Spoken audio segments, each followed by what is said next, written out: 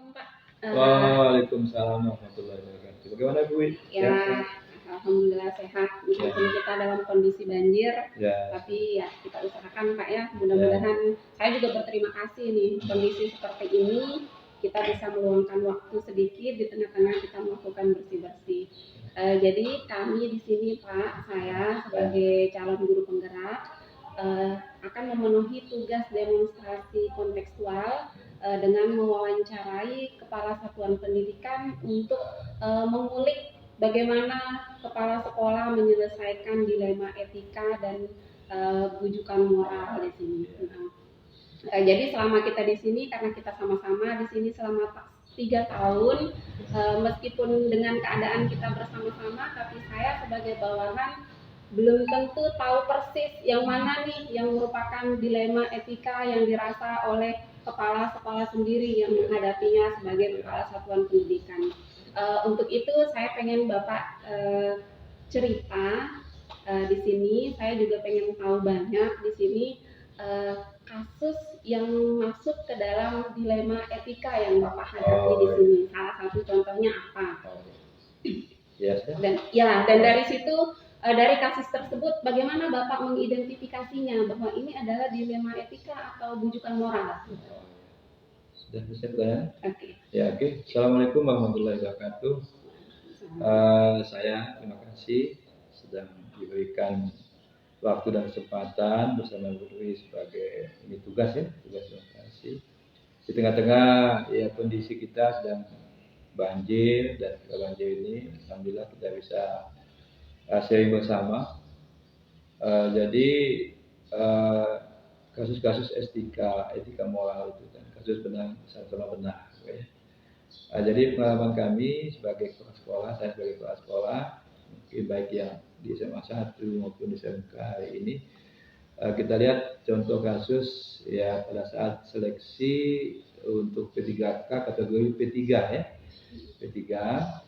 Nah salah satu anggota dari peserta ini adalah dia mengikuti tes yang saat itu diwawancarai oleh kepala sekolah, oleh guru senior dan pengawas secara online kan. Tiba-tiba pada saat yang bersamaan dia harus latihan menyanyi kasidah, karena kasidah ini juga dia harus dikirim ke Mataram segera mewakili pekerjaan dinas kan. Jadi sama-sama benar. Dan ibu guru ini juga merasa bahwa dia tidak mau mengikuti kegiatan latihan karena dia harus fokus kepada persiapan untuk dia mengikuti tes wawancara oleh kepala sekolah. Ini dua hal yang sama-sama benar kan.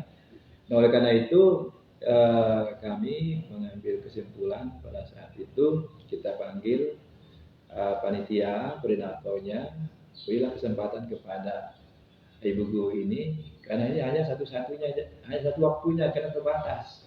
Sementara latihannya bisa juga besok, ya kan? Tetapi koordinator ini karena sudah menemukan sulit sekali teman-temannya, akhirnya kita mengambil jalan tengah, biarlah ibu guru ini fokus pada persiapan P3K, sehingga ya sama-sama ini melibatkan orang banyak. Nah, itu seperti itu. Jadi kita memanggil semua, kita pertemukan semuanya dan saling memahami. Nah, itu pada saat itu sehingga bisa terjadi. Bahkan mungkin sampai terjadi konflik kecil-kecilan. Tapi setelah dijelaskan karena sama-sama benar, tetapi ada yang diprioritaskan untuk jangka pendeknya karena dia harus mengikuti tes itu, ya kan? Nah, artinya Bapak melihat kasus ini dengan paradigma jangka pendek, jangka panjang gitu, kan? Nah, jadi kalau jangka pendeknya dia persiapan ini kan, persiapannya kasihan, jadi fokus sebenarnya bisa saja ditinggalkan sebenarnya, tetapi karena jangka panjang dia berharapannya dia untuk hanya hari ini saja untuk bisa meraih ASN dengan predikat dulu perjanjian pemerintah dengan perjanjian kerja, gitu kan? Nah, jadi merasa was-was, itu kan. Sementara satu sisi bahwa SMK Taliwang ini ditunjuk menjadi koordinator untuk lembaga sidang. Nah, ini salah satu. Tapi alhamdulillah setelah kita ambil kesimpulan fokus pada jangka pendeknya, biarkan kesempatan kepada dan kita panggil Pak Kasek, tadi Pak Karyadi, gitu ya, panggil, temu semua, yang pelatihnya akhirnya bisa dipahami.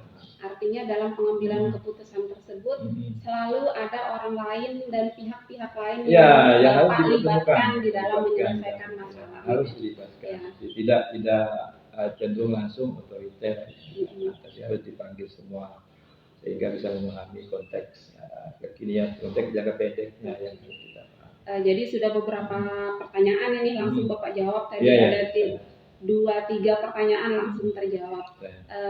Kemudian nih Pak, selama Bapak mengambil keputusan tersebut, apa sih tantangan yang menurut Bapak sangat berat untuk menyelesaikan masalah? Oh ya, memang setiap masalah itu pasti ada positif negatif, ya. Tapi tantangan yang kita rasakan hari ini adalah faktor internal, menerima. Jadi apakah dia menerima keputusan tersebut, gitu kan? Di depan kita yang kita menjadi tantangan itu, apakah dia siap tidak menerima dengan risiko yang diterima, gitu kan? Itu yang tantangan. Tetapi karena kemampuan kita meyakinkan, itu kan jangka pendek, jangka panjangnya seperti ini, akhirnya seperti itu. Dan juga mindset merubah. Itu tantangan juga merubah pikiran orang dari perubahan yang begitu cepat dengan baik teknologi, baik informasi begitu cepat, kan. Contoh kita harus download sesuatu di WA group, kan, mengubah mindset mereka itu menjadi tantangan. Jadi tantangan itu lebih berkenaan dengan sumber daya dengan perubahan itu, kan, itu yang menjadi. Karena merubah orang bahwa ini loh sesuatu yang terus terjadi, kita harus ubah ini yang bersama. Itu yang agak jadi mindset, jadi perubahan cara berpikirnya itu ya. Biasanya tidak terjadi pada orang-orang yang sulit on kayaknya. Itu begitu ya. Jadi kayaknya mindset perubahan itu, gitu kan, tiba-tiba dia tidak terbiasa dengan itu. Jadi nih Pak, selama menyelesaikan masalah di sini, Bapak ini cenderung menyelesaikan masalah itu dengan durasi waktu yang bagaimana? Apakah harus di tempat saat itu juga, atau butuh berpikir beberapa waktu, atau melibatkan proses yang panjang, berpikir panjang, atau bagaimana? Jadi kita klasifikasi saja. Kalau yang sifatnya sesaat ya langsung di tempat. Umpamanya ini kebersihan, ya belum bersih kan. Jadi ini sampah, ya makanya langsung aja segera bersihkan, gitu kan. Tapi kasus yang tadi itu juga jadi langsung di tempat itu kan, tidak perlu besoknya karena dia harus latihan, kan. Dia tidak berlarut-larut gitu, langsung di tempat, panggil, jadi tidak terlalu panjang, harus besok dan sebagainya, harus di tempat. Dan pada saat itu juga di tempat, karena polarisasinya itu adalah butuh hari itu juga, ada keputusannya itu kan. Kita seperti itu. Tapi kalau hal-hal yang panjang, butuh pemikiran, butuh data-data dan sebagainya, maka perlu dipanggil semua pihak. Kan mungkin waktu yang panjang dan sebagainya, 2 atau 1 hari ketemu polanya. Menurut Bapak nih, apa sih supaya kami juga belajar dari Bapak gitu ya dalam menghadapi permasalahan, menyelesaikan dilema etika, hal apa sih yang paling efektif kita dalam menghadapi dilema etika ini? Ya, yang paling efektif itu harus kita memahami prinsip, filosofi dari setiap masalah itu kan, logik dasarnya yang harus kita pahami, gitu kan. Nah, kalau ketika filosofi dasarnya kita sudah pahami, contoh kasus tadi, ya kan, ini orang mau masa depannya ini ketika kayak hari ini saja, ya kan. Sementara latihan ini kan bisa jadi besok, gitu kan. Dan mungkin akan terulang karena online harus hari itu, ya kan. Maka harus diberikan prioritas. Ini yang harus kita dahulukan. Ini harus dipahami oleh teman-teman dan sebagainya. Jadi harus dilihat kasusnya itu apakah memang hari itu bisa ditunda atau tidak, ya kan. Kalau tidak bisa ditunda harus dieksekusi segera. Itu yang kita lihat ya. Jadi harus dilihat juga potensi risiko yang timbul. Gitu kan. Potensi risiko yang timbul, kalau dia berdampak luas, itu harus segera. Kalau berdampak pendek paling hanya perasaan, apalagi mungkin enggak sih. Kan. Kalau berdampak luas, kalau enggak dikasih kan berdampak luas. Panjang dia, dan dia adalah kalau dia gagal saja pada hari ini dia ikut tes kan celaka, berdampak kalau enggak kan mau ngajar dan sebagainya. Nah ini juga yang perlu kita.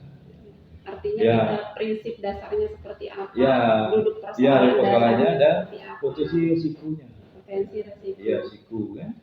Kalau kita mau keputusan kalau hari ini saya ambil gimana, dan jangan sampai dia membias. Kan? Nah, apakah menurut Bapak siapa yang senang, siapa yang puas dan tidak puas itu apakah menjadi bahan pertimbangan kita juga untuk mengambil sebuah keputusan? Ya, jadi keputusan ini kan harus kita lihat fleksibilitas, ya kan? Tentu kepuasan yang mungkin ada juga yang tidak puas, ya. Awal-awalnya, tetapi di dalam kita musyawarah mufakat sudah prosedurnya sudah jelas, gitu ya. Umpamanya kalau ada planning perencanaan seperti itu kita jelaskan, dia tidak paham juga, ya ketika dia tidak puas, ya harus diyakinkan ini regulasinya, ini kebijakannya. Jadi bukan atas kepentingan kepala sekolah misalnya, ya, tapi kepentingan yang kita lihat kepentingan orang banyak, kepentingan dunia pendidikan dan juga kepentingan kemanusiaan. Itu yang harus kita lihat.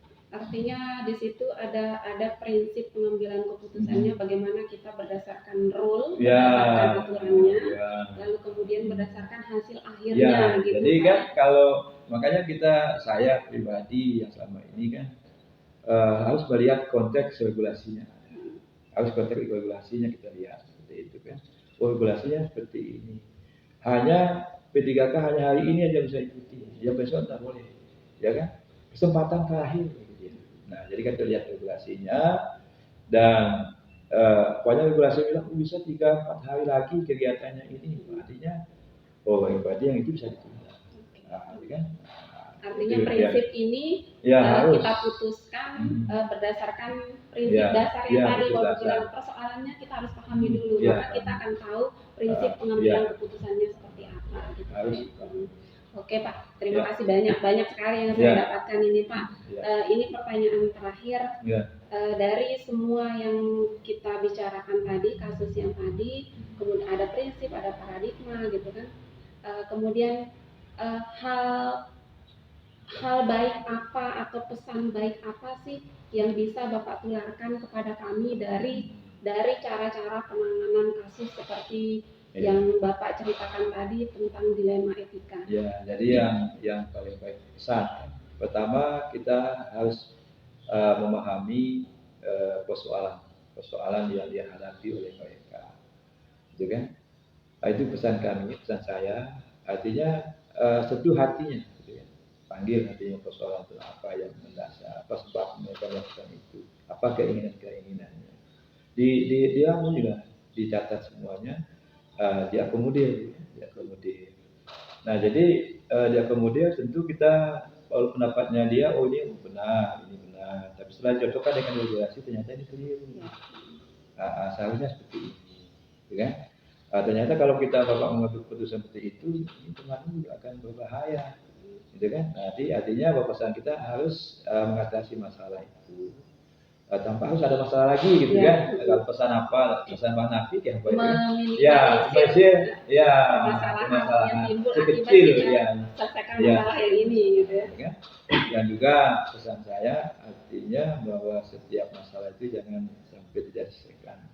Harus kita kelola, tapi kita tidak lari dari masalah itu kan. Karena insya Allah bahwa dalam Al-Quran pun dikatakan la yukallifullahu nafsan illa wus'aha. Dan juga Allah tidak akan memberikan beban kepada hambanya pasti sesuai dengan kemampuannya. Jadi kemampuan kita untuk memutuskan pada hari itu, ya, tapi tidak sepihak, gitu ya, tidak sepihak. Kita data-datanya juga harus lengkap, ya satu juga lengkap sehingga dikomplementasikan lagi. Oh ternyata ini keliru, ini benar, ini sama-sama benarnya. Ternyata ini yang harus didahulukan prioritas jangka pendek dan jangka panjang. Seperti itu mungkin Ibu yang dapat saya sampaikan. Lebih mohon maaf. Ya semoga Ibu Dwi dalam modul melaksanakan tugasnya ini bisa selesai dan bisa lulus. Itu amin Pak, terima kasih banyak. Jadi yang saya tangkap ini Pak, pesannya lebih ke sentuh hati, lebih ke pesan sentuh psikologisnya, kita pahami psikologisnya orang gitu Pak dalam menghadapi itu. Karena etika moral ini sama-sama benar ketika Pak. Nah, ini juga. Dan kalaupun rujukan pada hal-hal yang salah, jangan pada saat itu disalahkan langsung, gitu kan? Nah, dijas, itu dikasih bahwa kamu salah. Iya, ya. Dan waktunya juga relatif, Pak ya. Oke. Mungkin seperti itu dari saya. Terima kasih banyak. Terima kasih banyak. Assalamualaikum warahmatullahi wabarakatuh. Terima kasih. Kita obrolin nih. Begini Bu, sebelumnya saya tanya kabar dulu deh. Ibu sehat kan? Alhamdulillah. Karena tadi ini sumringah menerima saya. Terima kasih Bu ya. Jadi tujuan saya ke sini dalam rangka mewawancarai Ibu sebagai Kepala Satuan Pendidikan di SMK Negeri 1 Berangkene. Jadi tugas ini akan memenuhi tugas kami dalam demonstrasi kontekstual sebagai calon guru penggerak. Jadi temanya tentang dilema etika dan rujukan moral. Nah, jadi Ibu sudah berapa tahun sih Ibu di sini? Saya di sini sudah lebih dari 3 semester, jadi hampir 2 tahun. Hampir 2 tahun. Selama 3 semester ini, ada nggak permasalahan di sekolah ini yang masuk ke dalam kategori dilema etika atau rujukan moral? Jadi berbicara tentang dilema etika, justru itu kasus yang pertama kali saya temukan di sekolah ini sejak saya datang. Jadi kurang dari 2 bulan saya di sini, saya menemukan kasus yang sangat dilematis, bagaimana memutuskan hal-hal yang banyak kaitannya dengan etika. Nah, kalau boleh saya ceritakan, itu cukup panjang dan berproses, dan saya merasa itu adalah tantangan pertama saya saat di sini. Boleh deh Ibu ceritakan secara umum gambarannya. Mungkin ini adalah masalah internal sekolah, tapi boleh deh saya tahu secara umum bagaimana permasalahan tersebut dan bagaimana Ibu mengidentifikasi permasalahan tersebut di sini. Baik. Kalau saya bilang masalah internal sekolah, iya kasusnya di dalam sekolah, tetapi ini bisa dikonsumsi publik kok, karena ini memang banyak mengandung pelajaran yang bisa kita pakai. Misalnya begini, tiba-tiba satu hari saya menerima laporan dari 3 orang guru sekalian, wakasek kesiswaan, ketua jurusan, dan wali kelas, karena ada siswa yang berkasus, tepatnya sepasang siswa yang berkasus soal pergaulan yang mungkin dikategorikan bebas gitu ya. Nah, begitu saya mendapatkan laporan semacam itu, 3 orang guru ini saya lihat mereka sangat bingung, dan ada yang terkesan seperti marah, ada yang terkesan bingung, ada yang terkesan khawatir. Di tempat ini mereka bertemu saya, lalu kemudian saya bilang, ucapan pertama saya katakan kepada mereka saat menghadap ke saya, jadi saya bilang, tenang dulu, ceritakan dengan baik agar saya itu bisa mengidentifikasi masalahnya. Nah, itu yang saya minta. Artinya ini butuh kita itu bercerita secara runut dan baik agar kita itu bisa mengidentifikasi. Nah, begitu saya mendengar ceritanya dengan runtut, tenang, maka saya itu bisa mengetahui bahwa ini masalah etik. Nah, gitu kan, ini adalah masalah etika. Kenapa? Karena di situ menyangkut keberlangsungan pendidikan sepasang siswa yang sedang menyusui. Jadi siswa tersebut dua-duanya adalah siswa di sini. Siswa itu sepasang itu dua-duanya ada di sini, duduk di jurusan yang sama dan di kelas yang sama. Ibu bisa bayangkan bagaimana dilemanya saya sebagai kepala sekolah akan menghadapi masalah ini di kemudiannya setelah kasusnya terjadi. Jadi kasusnya ini menyangkut moralnya siswa atau menyangkut kriminal kan, atau menyangkut apakah? Jadi ini adalah kategori pergaulan bebas yang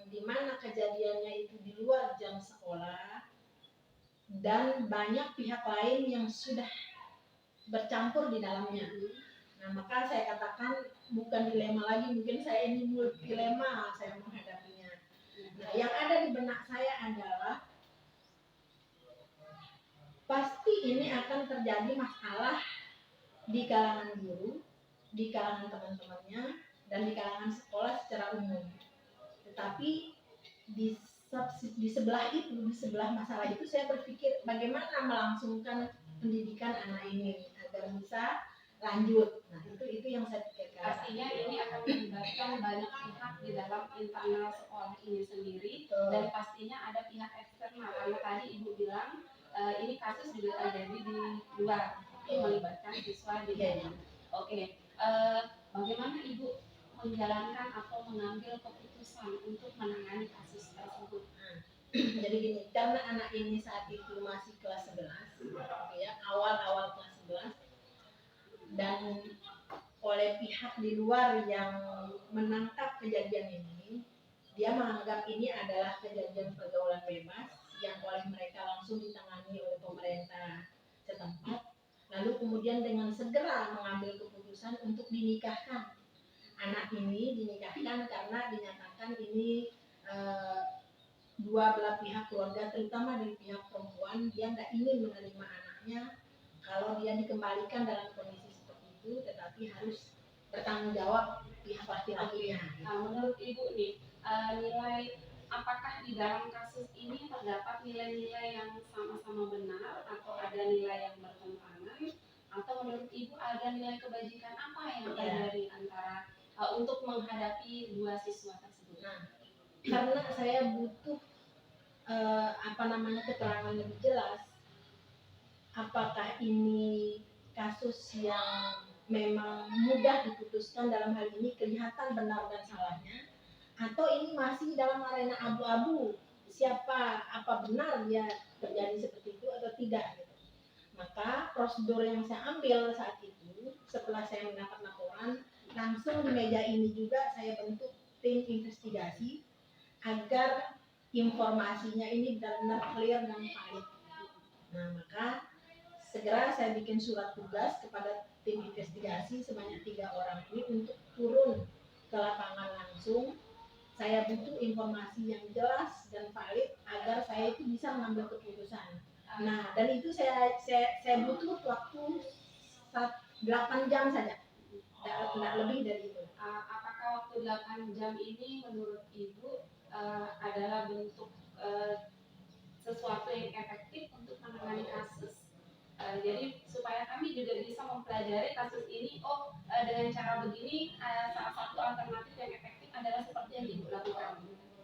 Untuk menuntaskan kasus jelas tidak butuh waktu 8 jam, tapi untuk membutuhkan informasi valid saya butuh hanya 8 jam saja.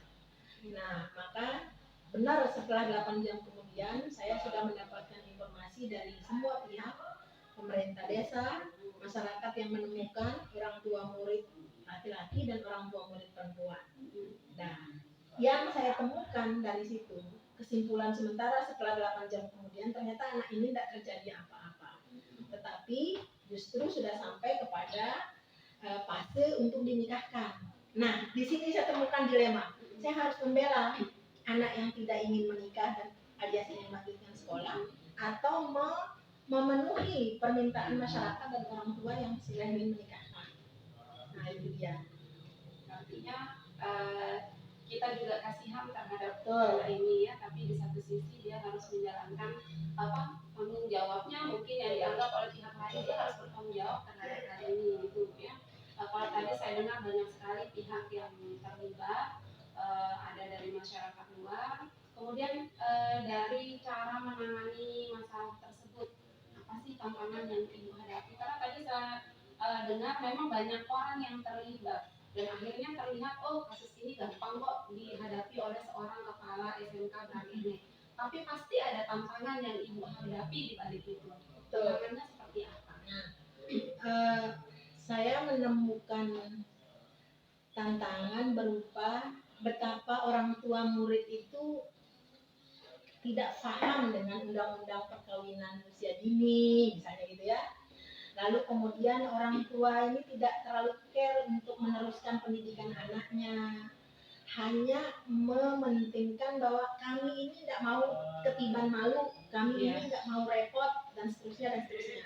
Nah, kenapa ingin ini saya pertahankan? Karena memang dua anak ini setelah saya dapat hasil investigasi dari gurunya, mereka sangat tidak ingin menikah, tetapi sebaliknya mereka sangat ingin meneruskan pendidikannya.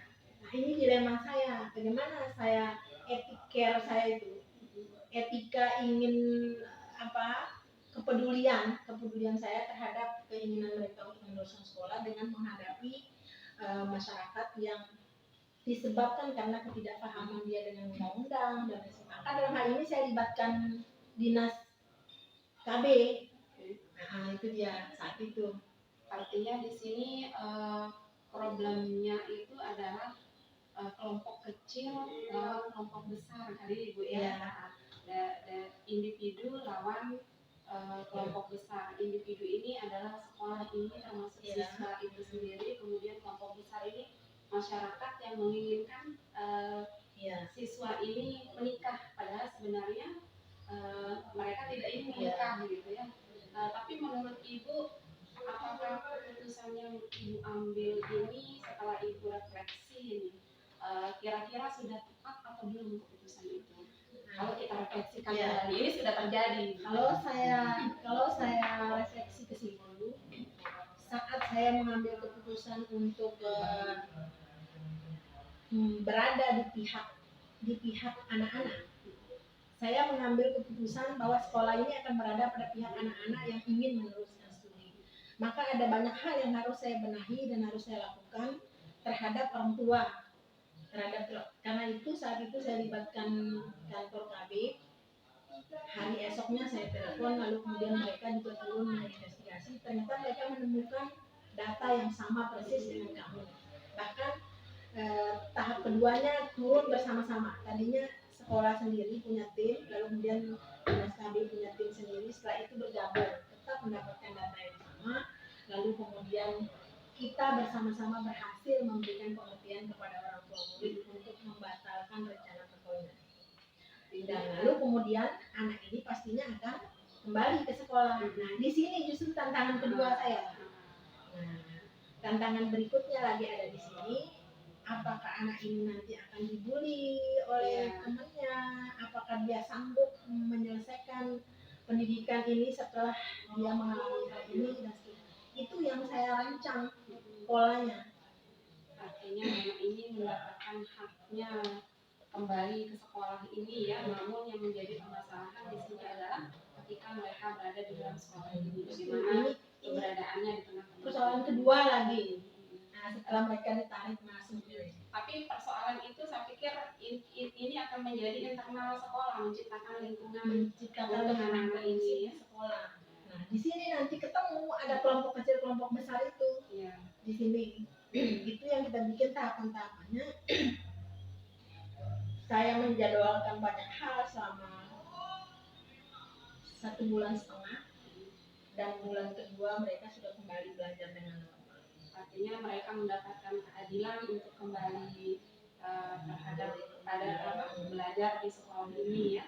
Dan kita juga memang kasihan terhadap mereka ya, dan itu sudah terpenuhi rasa kasihan. Posisi saya saat itu sampai hari ini tetap pada posisi care terhadap kasus ini. Saya sangat peduli sekali dengan masa depannya. Maka semua yang lain saya perjuangkan untuk jangan mengganggu. Ini harus bisa diteruskan, dan alhamdulillah berhasil masuk kembali dan berprestasi sebagaimana seharusnya, karena memang kita lihat potensi besar. Kenapa kita membela dia? Ini pertanyaan terakhir ya Bu. Adakah pelajaran yang Ibu petik ini sebagai pimpinan? Pelajaran apa yang bisa Ibu petik dari kasus yang sudah dilewati tersebut?